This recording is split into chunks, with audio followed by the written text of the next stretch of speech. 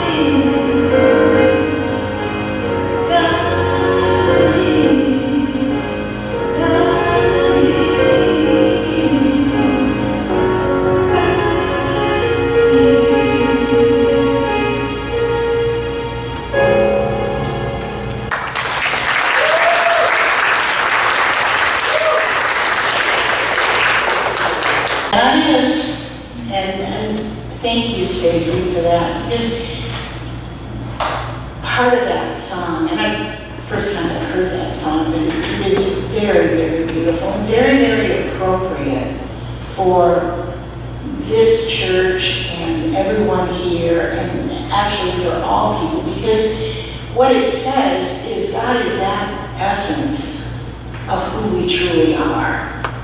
God is what breathes us. God is what brings life to these physical forms. And even when these physical forms are gone, we are still part, individualized expressions of that one presence and power, are we not?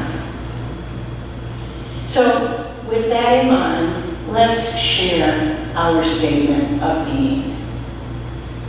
God is all, both invisible and visible.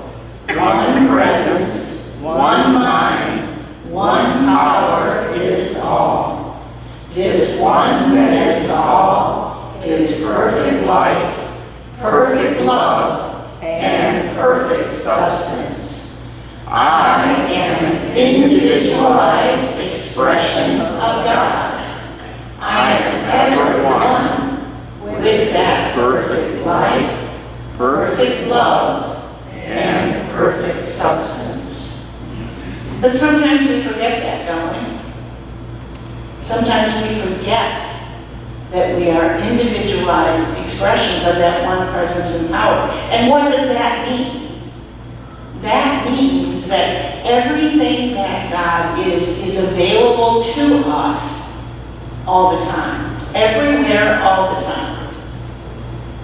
And all we have to do while we're in this physical form is remember that.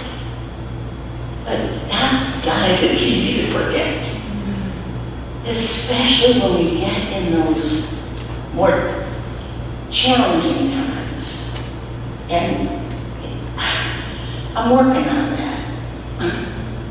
And we're all a work in progress, right? And the thing that we teach in Unity, the fifth principle that I spend a lot of time on, the first four, we absolutely are absolutely foundational. Anybody remember the 5 fingers? God is, I am, I think, I pray, I live.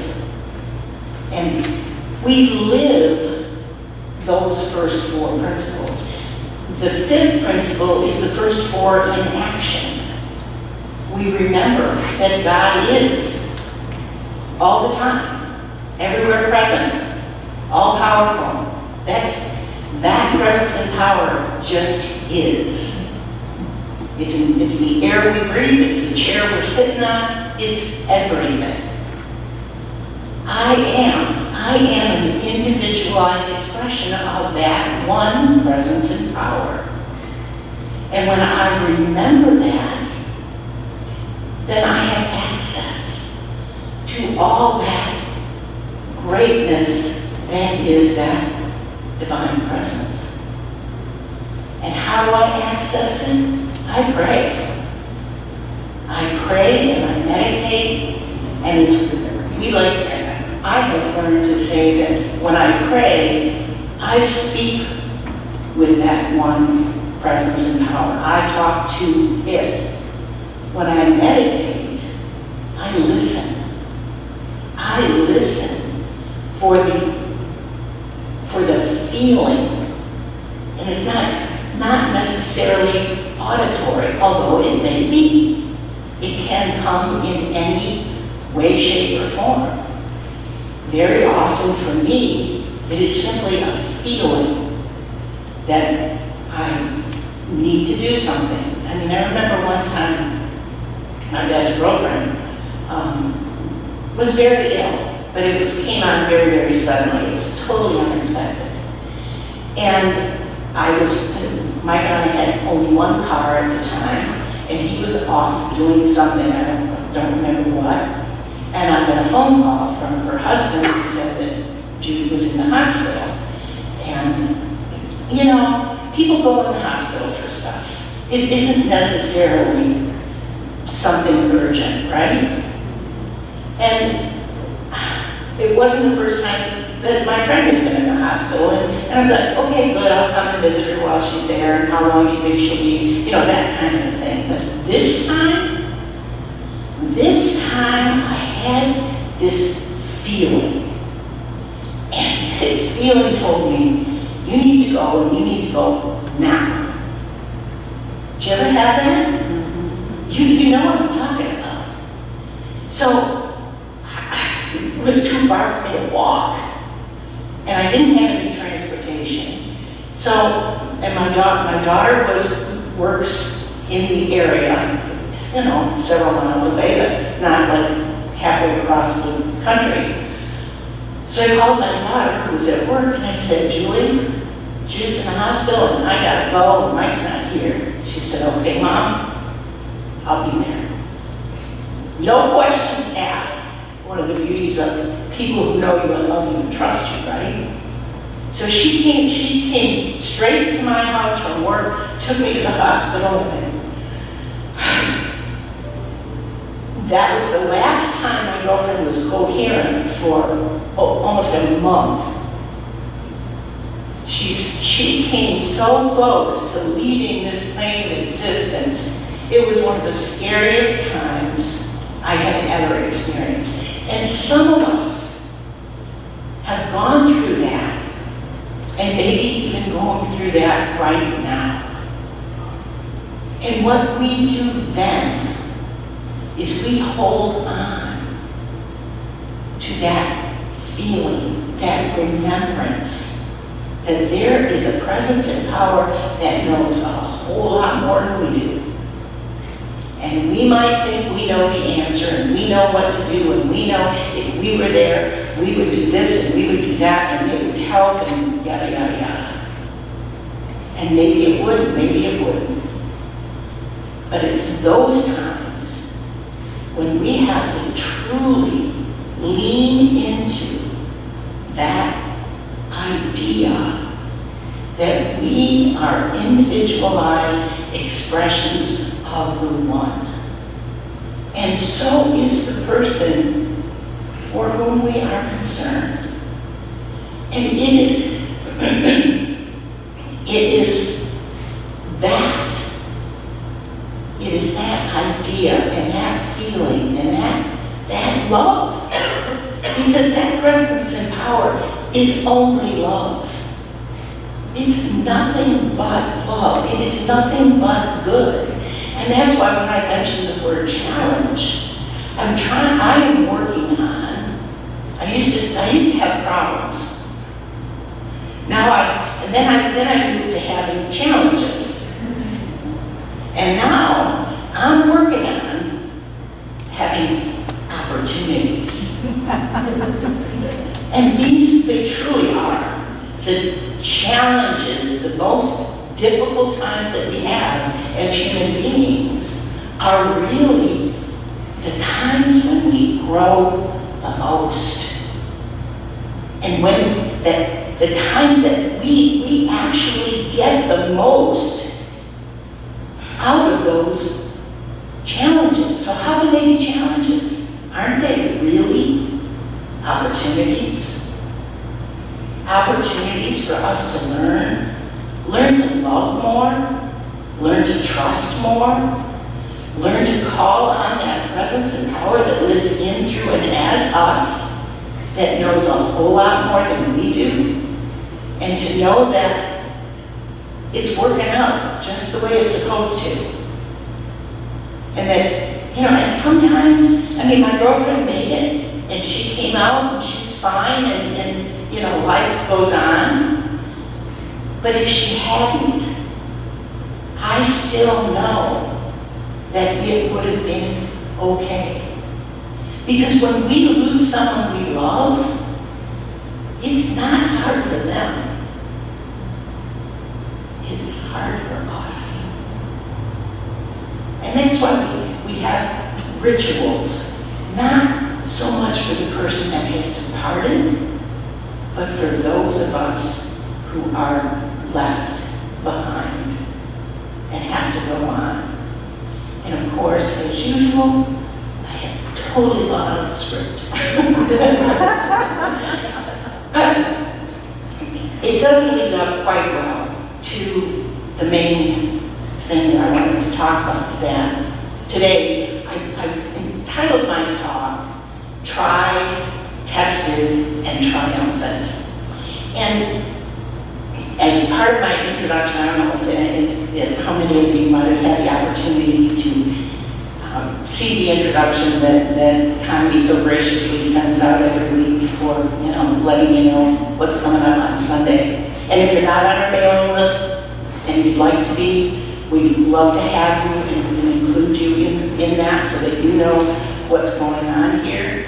And one of the things that I did in there, and I'm going to try to play this for you. So for those of you who didn't get to see this song video, there it is. Thank you, dear.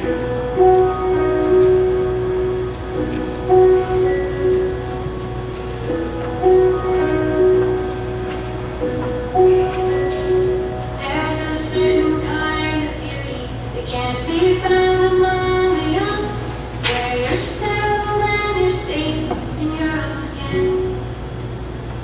You might not see it in the movies, but you know it's real because every wrinkle is a story of the places you've been. Countless ocean hours, forming freckles on your face, wildflowers that will only bloom with age. Learning how to love who you are along the way. You're growing older and more beautiful each day.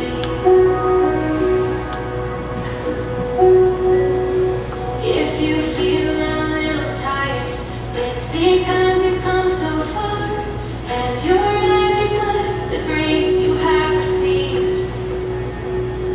Oh, you made it through the fire. It's what made you who you are.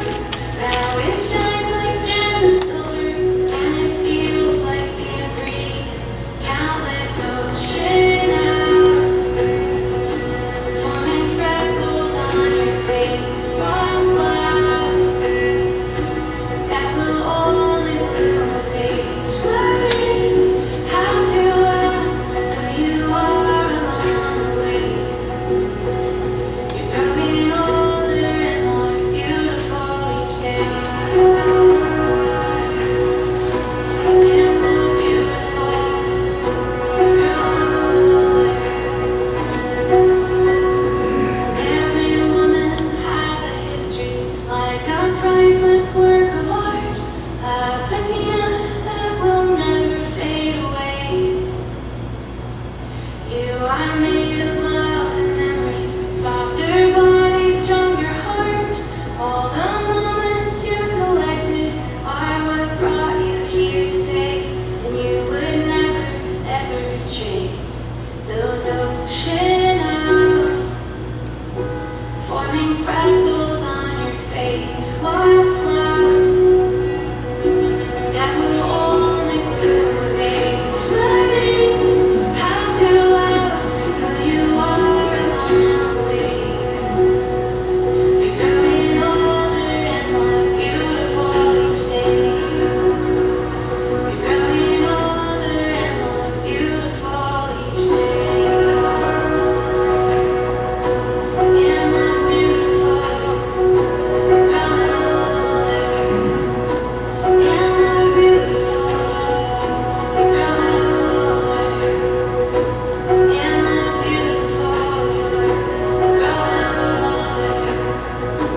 Yeah, more beautiful.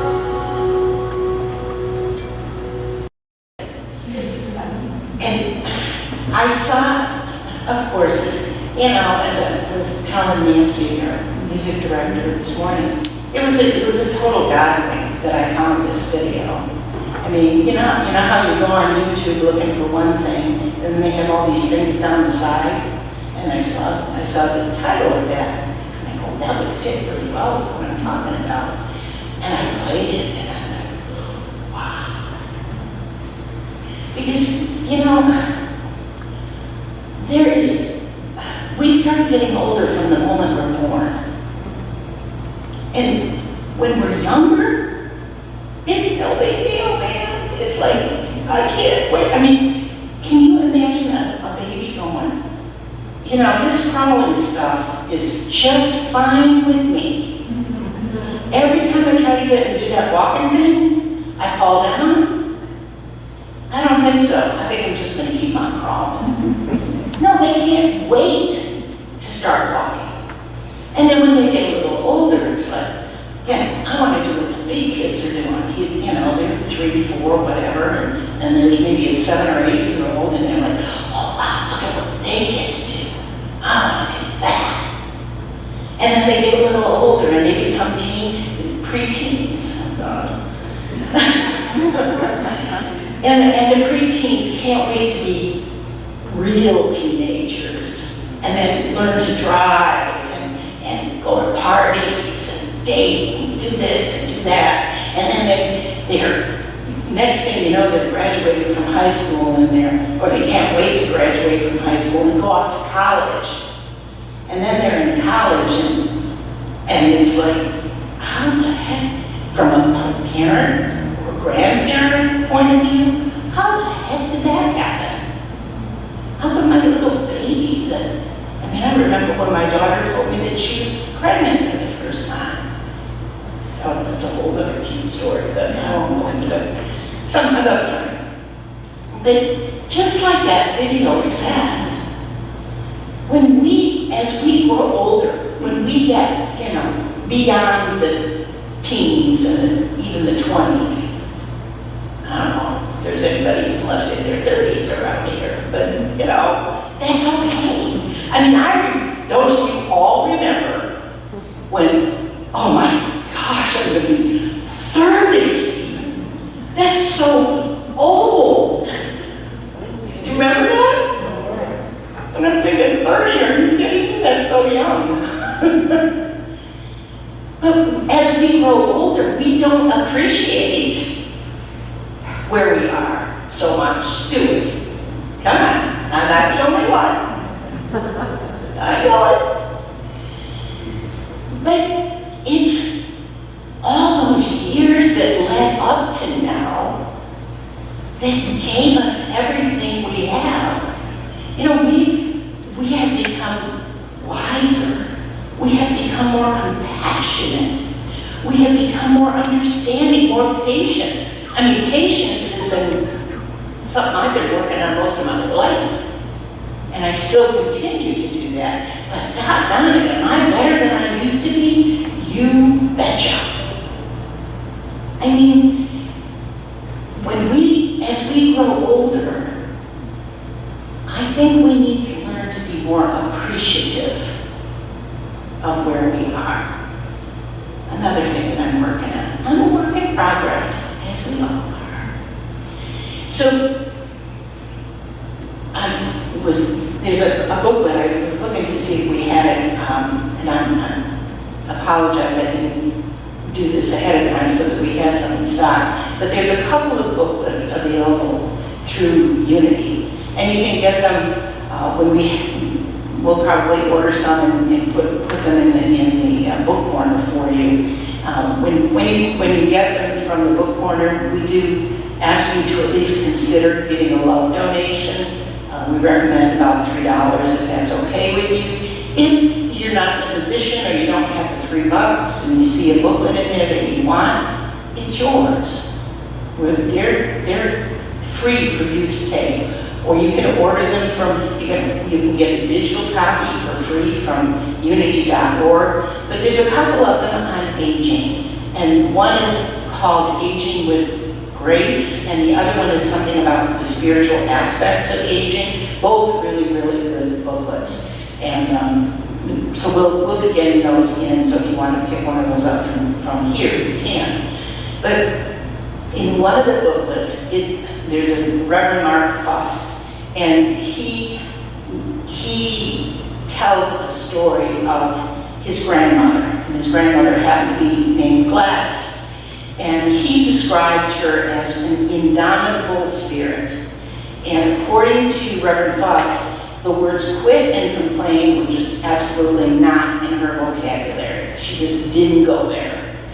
And one of her favorite sayings that he mentioned is also one that I have learned to love, and that is that life is 10% what happens and 90% how we, you, I, respond to it. So it's not so much what's going on out there, because there's some stuff going on out there, and it ain't all good. So it's not so much the stuff that's going on out there, it's how we choose to respond to whatever situation we find ourselves in. And Gladys found herself in a situation where shortly after her 50th birthday, which again in my book is looking fairly young, shortly after her 50th birthday, she ended up with a disease that paralyzed her from her waist down. And the doctors told her that she would never walk again, and she said, not listening to you. So within several months, over a period of time, she was walking with the help of crutches. And she never quit. She lived a very full life. She traveled the world. And she did it all on crutches. And when this indomitable woman made her transition, Reverend Fuss was asked to give his grandmother's eulogy. And as part of his preparation, she had a very well-worn, loved Bible. And so he picked up his grandmother's Bible and started thumbing through it. And there were lots of personal notes and stuff written in the margins. And when he came to the book of Job, everybody know about the book of Job, right? So Job, swallowed by the whale, spit out. No, that was Jonah. But Job was tested over and over again. And what did he keep saying? He kept saying, I don't care, because I believe that God is good all the time, and I believe that I'm going to come through this, and I don't know why all this bad stuff is happening to me, but I'm still going to hold on to my faith and hold on to my belief and move forward.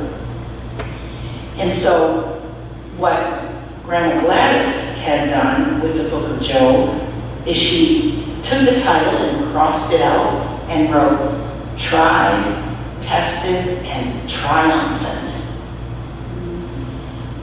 Think about those three words, especially when it comes to yourself and the fact that we're not exactly spring chickens anymore. However, cannot you say, seriously, honestly, completely, that you have been tried, you have been tested, and here you sit triumphant. And doesn't that feel great? I mean, when I look at my life that way, I don't I consider the failures. I don't focus on all the things that I've screwed up. Because I screwed up plenty. And I bet you there's a few people in this room who could say the same thing. One or two maybe, or everybody. So, when we can look through whatever lens we choose. We can choose to look through the lens that puts our focus on how much we screwed up and how wrong we did and how bad we are and how bad things were for us and how bad people were to us and we didn't have any advantages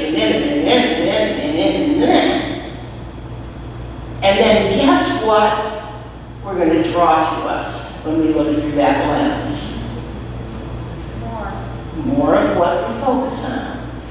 So wouldn't it be better if we chose to put on the glasses that helped us to focus on how all of those things that happened to us, even the mistakes, the errors, the screw-ups, were just opportunities for us to learn and grow and do better the next time. Because isn't that what we did? Isn't that really what we did with them? We took all of those really challenging experiences at the time. And by the time we walked away from them, and sometimes it was years later, one of the other advantages of being a little older, growing older and more beautiful, because we have had the opportunity to take these experiences and learn and grow and become more like the individualized expression of the one presence and power we truly are. And none of us are getting out of this alive.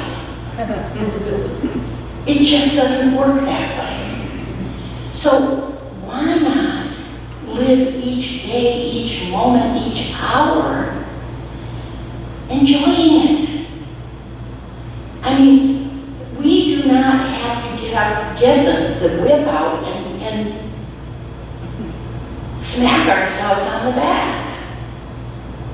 We don't have to beat up on ourselves. There's enough other people in other situations that feel like they're doing it for us, aren't there? And unfortunately, too many of us, in addition to what's going on with all these other people in outside situations, we're doing it to ourselves. We're at the end of the day, instead of saying, man, what a great day it was, and all that I accomplished, and all the wonderful people I spoke with, and we're saying, oh man, you really screwed that up. What makes you, here you go again. The reason I can say this is because been there, done that. And how'd that work out for you, Anita? Ooh, not so good. So I decided years ago that I wasn't doing that anymore. And it took me a long time and a lot of practice. Live the truth, That's a practice.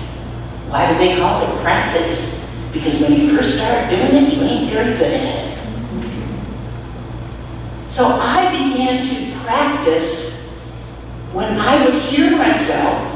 First of all, I began to listen to what I was thinking and what I was telling myself. It took me a while to figure that one out too. Once I started listening to myself and I heard all the ugly things I was telling Anita about Anita, I said, ooh, I don't want to do it. So what did I do? I took notice, and when I caught myself being ugly to Anita, I said, no. That's called a denial, renunciation. That's what we call it in unity. And then I replaced it because our minds will not accept the void. It's got to be something going on there. And so I took that void that I created by saying no to that negative thought that I had been used to, and said, no, you are not a screw-up. You're actually very bright. You're actually very compassionate. You're actually very caring. Did you behave in the way that you would have preferred in that particular situation? No. However, you can go back, you can apologize, if whatever I need to do, honestly, people, if I do or say something that offends you, tell me. Because, sometimes we don't know what has gone on in another person's life. We just don't know. And there are certain things that quote unquote trigger other people. And we don't necessarily know what they are. And sometimes we make an innocent comment, or what we think is an innocent comment, and someone else takes it in such a way that they feel hurt or offended or whatever. And if they don't tell us, we're just supposed to figure it out. I mean, my daughter, the father of my children, his brother was a very, very nice human being. And he was heavily influenced by a very dysfunctional family growing up. And as you know, he did the best he could, and he really did pretty good. But he had become kind of the replacement grandfather figure for my daughter and her children, my daughter's son-in-law and their children. And he was always around for birthdays, for Christmas, for holidays, for, the kids' baseball games and band concerts and all the stuff that kids do when they're growing up. He was always there. Now, their biological father never showed up for anything. However, at one point, he just cut him off. Unexplained. My daughter Julie tried to find out what it was, called him, texted him. And he said, oh no, nothing, everything's fine. But he never showed up for birthdays, never showed up for any events. And honestly, it wasn't until after he left this plane of existence that she found out that something had happened, and I'm not going to go into the details, but something had happened. Someone had told a lie that he believed. And it wasn't until he found out that the lie was a lie that he started to come back around. And she didn't find out about any of this until after he was gone, which then is kind of a little too late. I mean, she can make peace with herself, but she can't go to him and tell him how much she cared and how much she, missed him and such. So what I'm saying is, if you have a problem with somebody, and if it's your neighbor, if it's your significant other, if it's a friend or an acquaintance if it's somebody here at church, don't just pretend that it didn't happen and let it fester. Because what happens when we let those things fester? They get worse, don't they? So if you have a problem with me or anybody else in the church or anybody that you care even the least about, even if it's somebody at work, talk to them calmly, not accusatory, not what they did, but how you felt. That's the key. Anyway, there's just no way around it. We're getting older every day. And we also are getting more beautiful. More beautiful. And I have the privilege of standing up here and seeing all these beautiful faces. And oh my gosh, it's so true. You're gorgeous. You're just gorgeous. And I love you all dearly, but we're not getting any younger. We're only getting better and more beautiful each day. We've been tried, we've been tested, and we are triumphant. Namaste. I almost forgot. I wanted to share with you, and I have copies here that I'm going to give out to you if you want them afterwards. This hangs in my house. It's a poem that I found several years ago, and I just loved it, so I had to print it up and frame it. It's called I Want to Age Like Sea Glass. And it goes like this. I want to age like sea glass, smooth by the tides, but not broken. I want my hard edges to soften. I want to ride the waves and go with the flow. I want to catch a wave and let it carry me to where I belong. I want to be picked up and held gently by those who delight and appreciate my well-earned patina and the changes I went through to achieve that beauty. I want to enjoy the journey and always remember that if you give the ocean something breakable, it will turn it into something beautiful. I want to age like sea glass. And if you've never seen a piece of sea glass, it's a broken bottle that fell into the ocean that's been sloshing around in the waves for who knows how long. And it is glorious, gloriously beautiful. And that's what I see when I look out. So thank you so much. Namaste.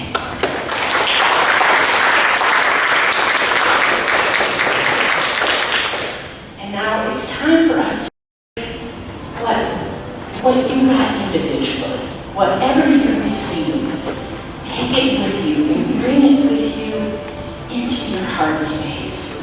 So just relax. Take a couple of deep breaths.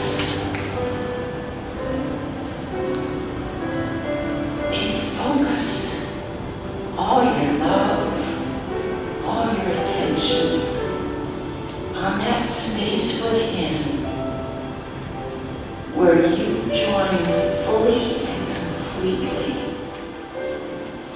with that power and presence that lives in, through, and as you and all around you. It is all that is. And you are it. You are an individualized expression of that one. Age is just a number. What is really true is the love that resides in you that has grown stronger and deeper each year, each day of your life. And we are so grateful for this. So from this place of oneness, bring those people that may need your extra love, extra attention, extra prayers, extra light, and shine that light and that love on all of them. And we are so, so very grateful for this time together and for this opportunity to bathe in that silence and that light ourselves as we sit in this silence for a few moments together.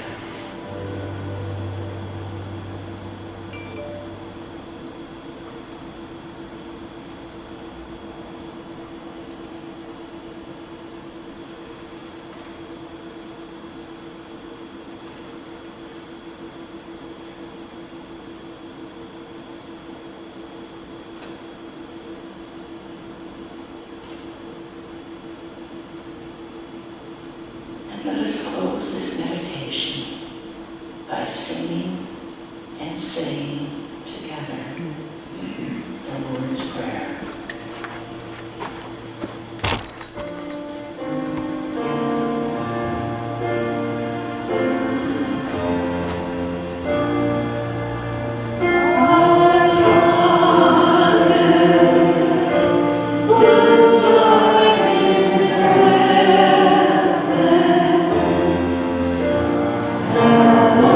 Hallowed be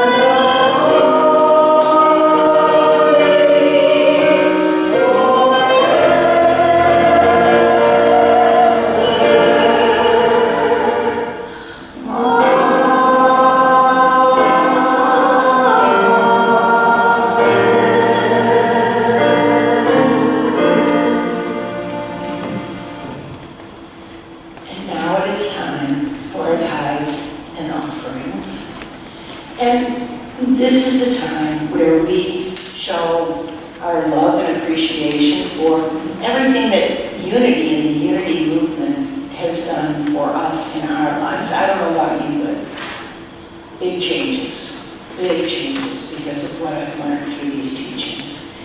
So take your gift into your hand, and on the back of the envelope, we do have written our blessing that we say together.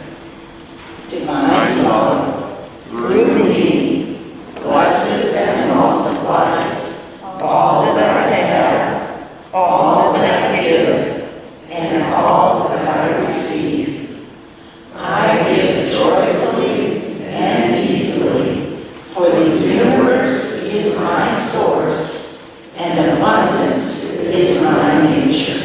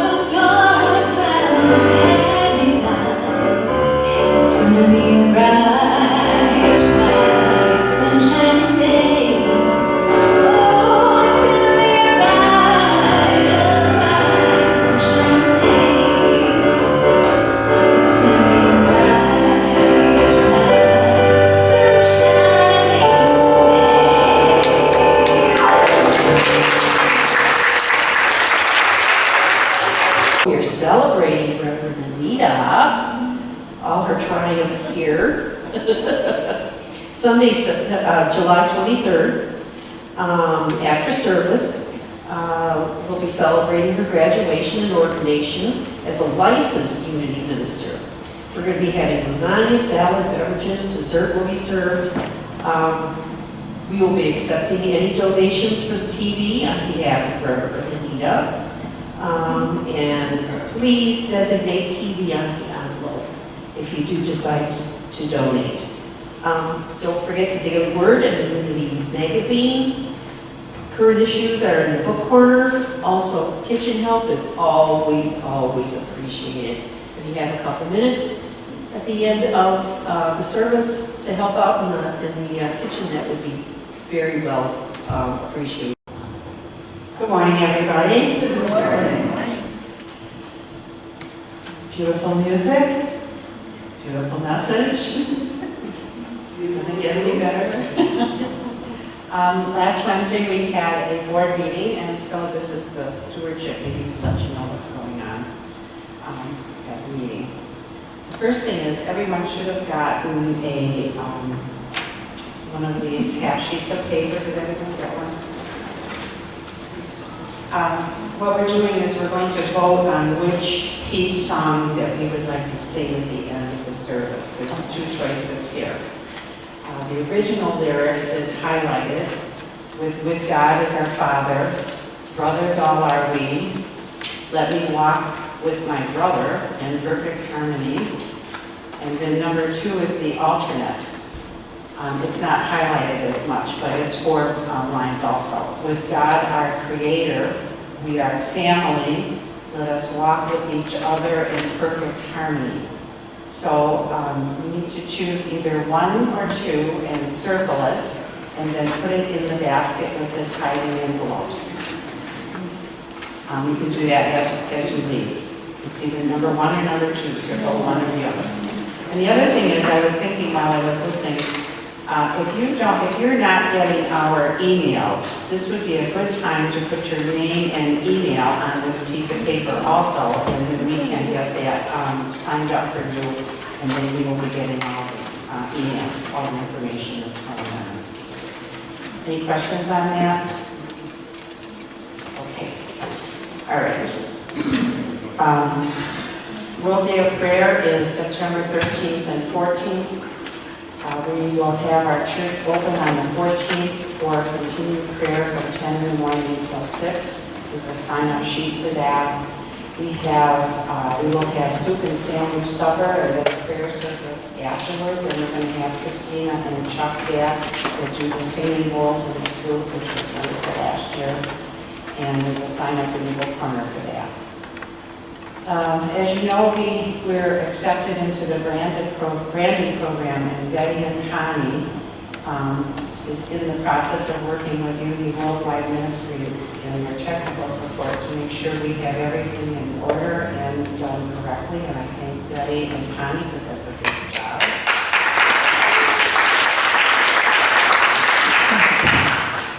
We will have to redo our name on a current sign until we can purchase a new sign.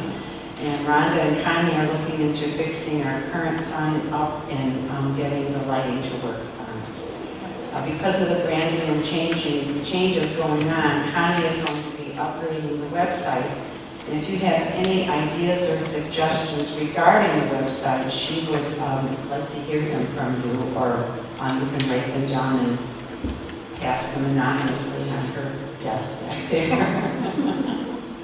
All right, Reverend Anita is prepared to provide C classes, correct? It's SEE, Spiritual Education and Enrichment. That was my next sentence.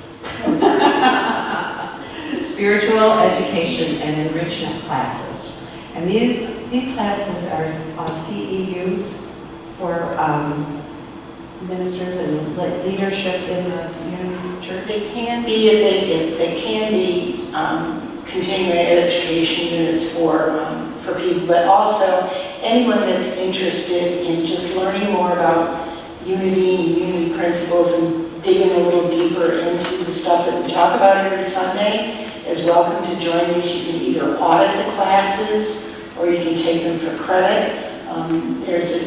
If you are thinking that you will want to go on and do anything greater, like becoming a licensed Unity teacher or even a Unity minister, then these are a requirement preliminary to going on to any of the higher designations within the Unity movement. So highly recommend that once we get these started, that you at least consider attending either for credit or as an audit. There's a difference in the investment, obviously, depending on which way you're taking them.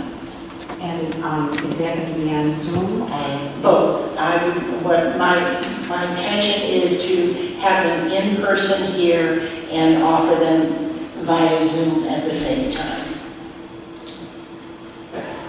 I belong to a group called Alignment, so does Joe Bennett, and maybe others. And it is a group of small businesses that work together to help each other succeed. And some of them have been asking me, does our church do weddings, or funerals, or memorials, or marriage counseling, and a few other things. And so we are going to be advertising this more on our website and in probably other areas also. We are moving our prayer box, which I was supposed to do this morning, but I didn't get to that. We're going to move our prayer box from out there to here with the angels. And so if you have prayer requests, and we certainly encourage you to do that, you can fill that out, fill the little form out either before or after service. And we're also going to purchase a new tithing box. We decided that our tithes are kind of like sacred and they should be in something a little prettier than that. So we're going to do that. I sent a thank you out last month to the Ida Bowes Foundation. They were the people that donated, or that granted us money for the sound system. So I sent them another thank you to let them know that it's pretty much complete and invited them to check it out and watch it on YouTube. I also sent a thank you out to Rochester Unity Church because they sent a tithing donation to us, which they have done also in the past, and it was for $161, so I sent them a thank you card also. And that was very nice of them to do. We are increasing our church's tithes to others also. Besides who we are currently tithing to, we are also going to put together a list of others that also need help. I lost my place. So currently we're giving our church tithes to Unity Worldwide Ministry and Unity Headquarters and GLRT monthly. And then that fourth Sunday, or that fourth week, we plan on sending a donation to another area. It could be a Unity area, or it could be something in our community.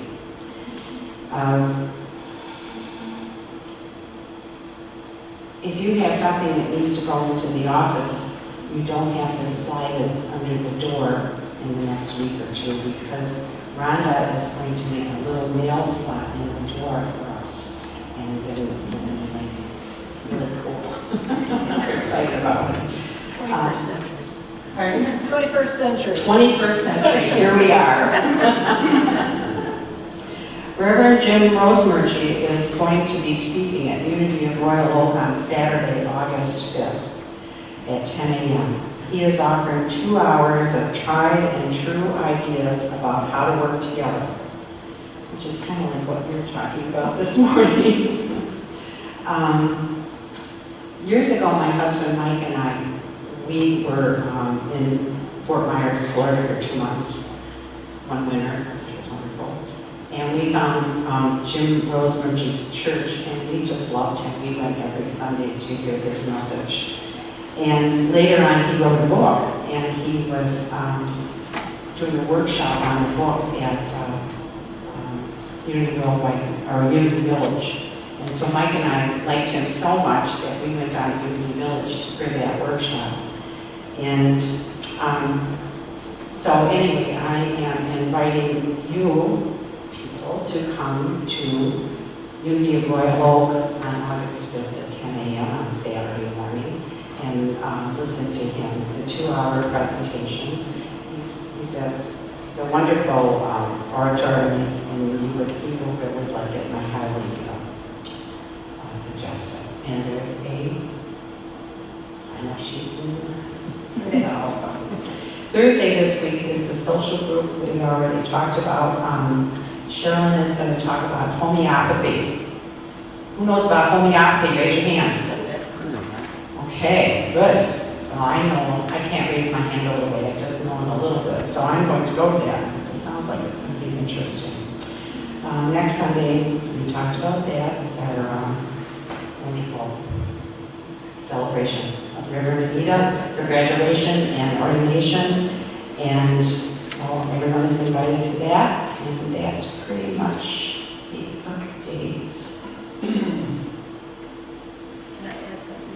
Yes, please. I just wanted to say that probably most of you know Reverend Ben Walker, and I went and visited him yesterday, and he's doing a little better. He is still definitely in need of prayers. So I ask that each one of you please think of Reverend Ben as whole and healthy. Please do not try to contact either his partner, his husband, Carlos, or even the hospital, because they won't. They're not going to tell you anything. As much as we feel like we're family, technically we're not. So just know that he's doing a little better, and he does need continued prayer. Hold him in light and love and health and wholeness, please. Okay. If you have any questions about what I talked about, I'll be standing next to the coffee machine. Are we collecting these? Yes, don't forget to put these in the basket with your tithing envelopes as you leave. And then we'll let you know next Sunday which one is been voted for. I guess we can round up and sing our peace song.